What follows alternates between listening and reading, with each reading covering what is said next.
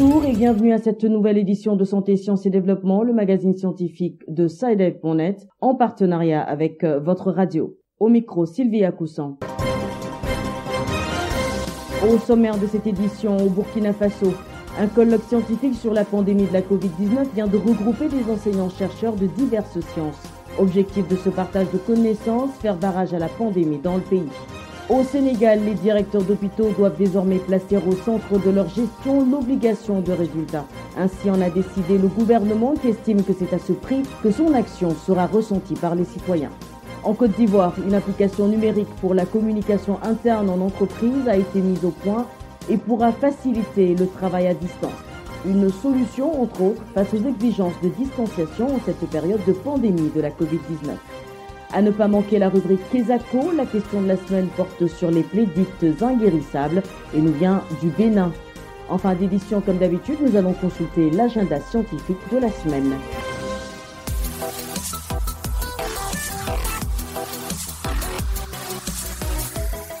Au Sénégal, le gouvernement invite les directeurs d'hôpitaux et autres structures de santé à placer désormais au centre de leur gestion l'obligation de résultat. Le ministre de la Santé, Abdoulaye Diouf Sarr, estime que c'est à ce prix que le citoyen pourra ressentir l'impact de l'action gouvernementale.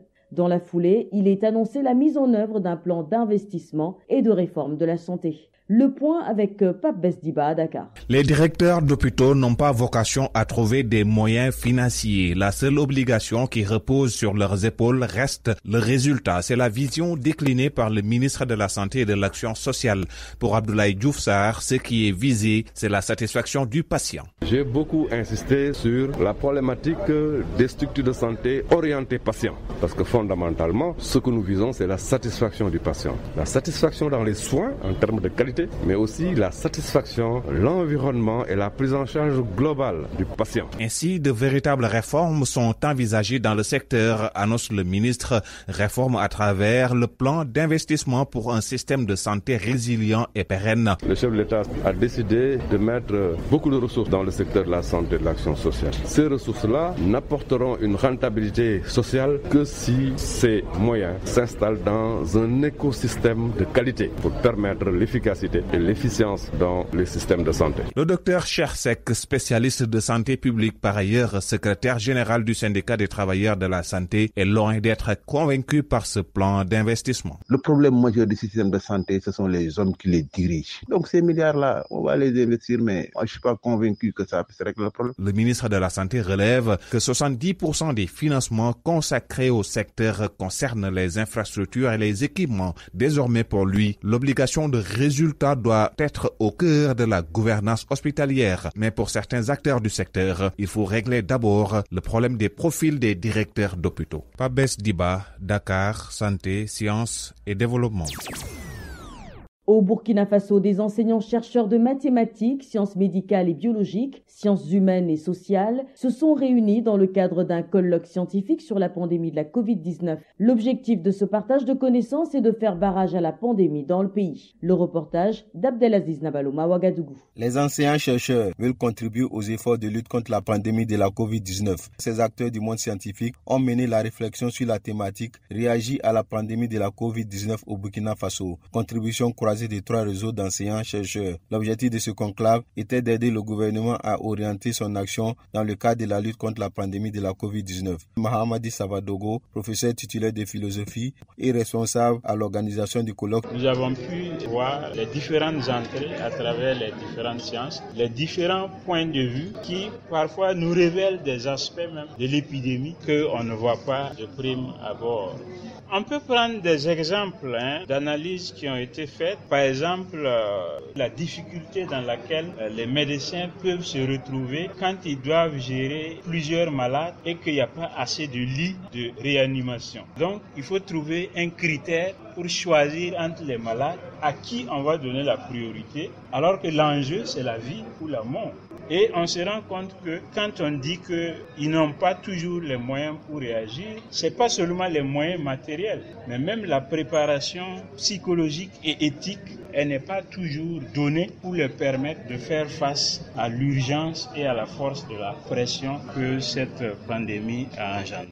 Les réflexions ont permis d'appréhender la complexité de la pandémie, Mieux, selon le ministre en charge de la recherche scientifique, Alkassou Maïga, les résultats permettront aux dirigeants politiques de prendre de bonnes décisions en vue de limiter l'impact de cette pandémie sur la société burkinabé. Ce virus a provoqué non seulement ce qu'on connaît des maladies qui sont d'ordre respiratoire, ce que vous savez, mais surtout une maladie sociale pour nous, qui est le fait de ne pas pouvoir se toucher, le fait de réduire les déplacements, le fait de réduire les regroupements. Donc ça pose un problème. Mais ça, c'est pas le travail du médecin. Il y a d'autres spécialistes qui sont ceux-là, des sciences sociales, des sciences humaines, des sciences juridiques, des sciences politiques qui peuvent effectivement questionner nos pratiques.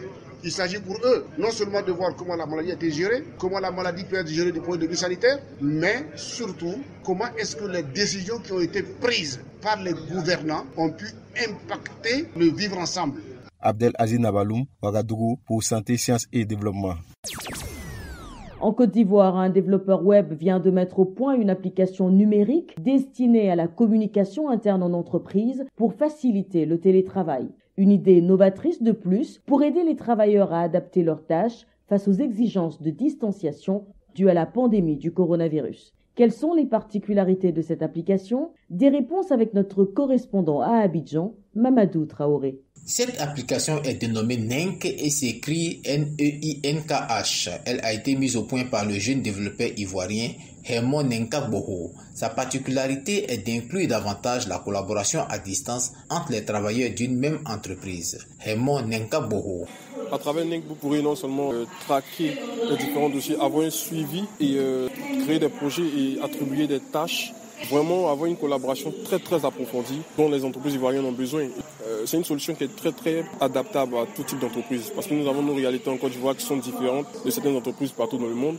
Donc avec Nenk, vous avez cette possibilité-là d'adapter le fonctionnement de votre entreprise.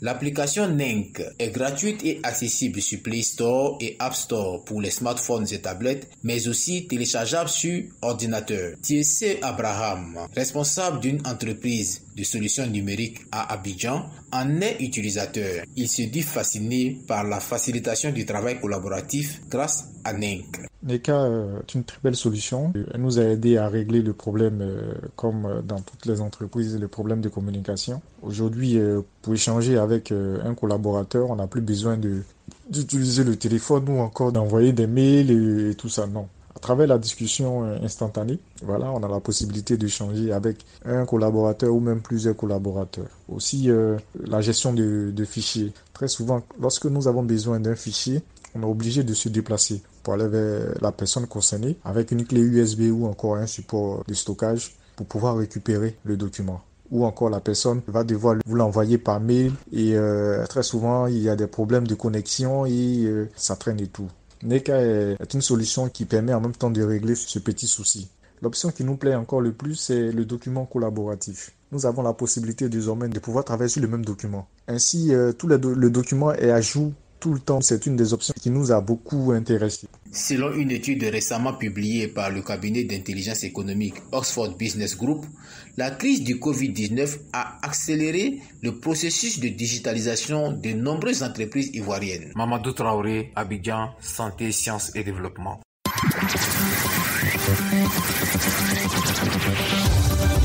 Kesako, qu'est-ce que c'est? Vos questions à la rédaction, les réponses de nos experts. Pour la question de la semaine, nous allons au Bénin avec un auditeur qui s'intéresse aux plaies dites inguérissables. Nous l'écoutons. Bonjour, je suis Pierre Davon-Lekossou et j'appelle de Cotonou au Bénin. On entend souvent parler de plaies inguérissables. Je voudrais savoir s'il existe réellement des plaies inguérissables et quelles en sont les raisons et les facteurs de risque. Merci.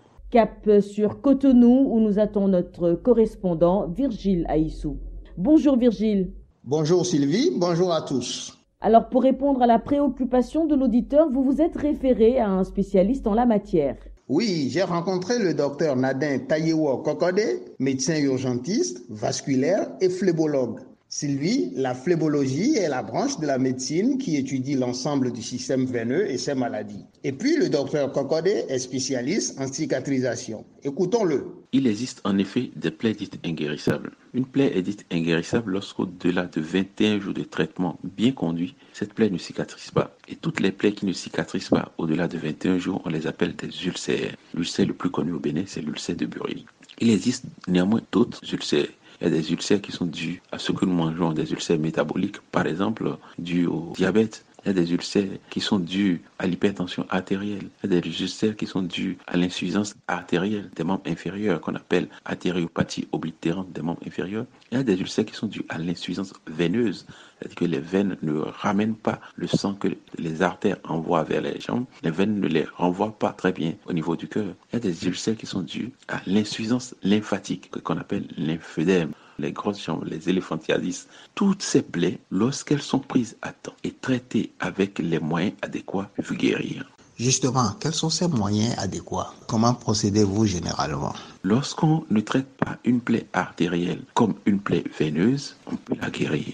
Lorsqu'on ne traite pas une plaie veineuse comme une plaie lymphatique pure, on peut la guérir. Il suffit de faire un certain nombre d'examens. Ces examens-là, c'est vrai, n'existent pas toujours au Bénin. Par exemple, un Doppler veineux fait par un spécialiste rompu en la matière qui sait reconnaître l'insuffisance veineuse et sait faire une sclérose, aller tuer les veines qui ne fonctionnent pas bien pour que les veines qui fonctionnent puissent renvoyer le sang au cœur et pour qu'il y ait une bonne cicatrisation. C'est vrai que cela nous manque. Mais j'ai déjà pris en charge des plaies diabétiques, des jambes qui devaient être amputées. Et nous avons pris ces plaies artérielles et nous les avons traitées sur des mois et nous les avons guéries. Ironie du sort, nous avons utilisé des techniques locales. C'est-à-dire que pour faire un bandage, les bandes coûtent cher. Mais lorsque vous connaissez la pression que vous devez utiliser sur telle ou telle plaie, vous pouvez utiliser un drap, vous pouvez aller chez le matelassier chercher une mousse. Ça veut dire que toutes les plaies, nous pouvons utiliser des moyens de bord pour les traiter. À partir du moment où nous avons du miel chez nous, nous pouvons arriver à traiter la majorité des plaies. Si nous faisons le bon diagnostic, le vrai souci, c'est un souci de diagnostic.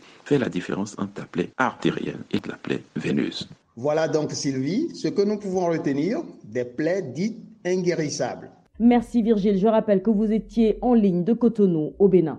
Si vous aussi souhaitez nous adresser une question, une seule chose à faire, appelez, écrivez ou laissez un message vocal au numéro WhatsApp suivant, le +221 78 476 87 80. Je répète, le +221 78 476 87 80.